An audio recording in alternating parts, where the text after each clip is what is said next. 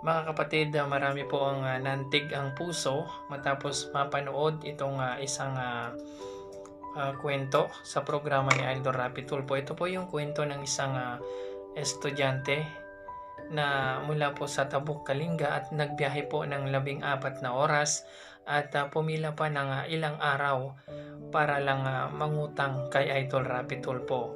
So hindi po siya pumunta doon para magreklamo kundi para mangutang po ng pang tuition po niya.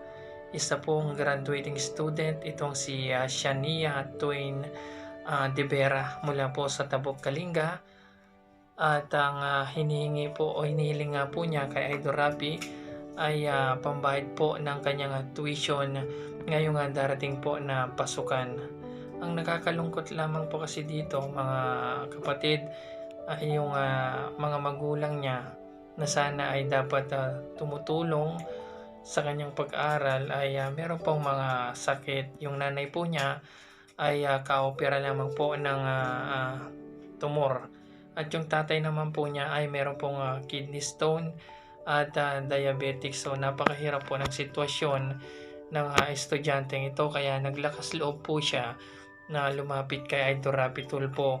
At yung binigay po ng kanyang tatay na dapat po sana allowance niya ay ito po yung ginamit niyang pamasahe papunta po sa Maynila at nagbabaka sakali nga po na pautangin po siya ni Idol Rapi Tulfo.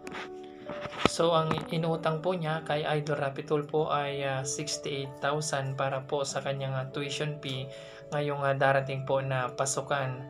So ito po yung naisip niyang paraan dahil wala na po siyang ibang maisip kundi lumapit po kay Idol Rapi Tulfo at hindi nga po siya nabigo at higit pa po doon tumabot po ng 100,000 piso ang binigay po ni Idol Rapi. Bukod pa doon ay pinalitan po niya yung pamasahe po na ginamit po ng estudyanteng ito. Marami po ang nantig sa kwento ng estudyanteng ito at isa na nga rito si Shari, yung kasama po ni Idol Rapi. Halos mapaiyak pa ito mga kapatid dahil sa kwento po ng estudyanteng ito.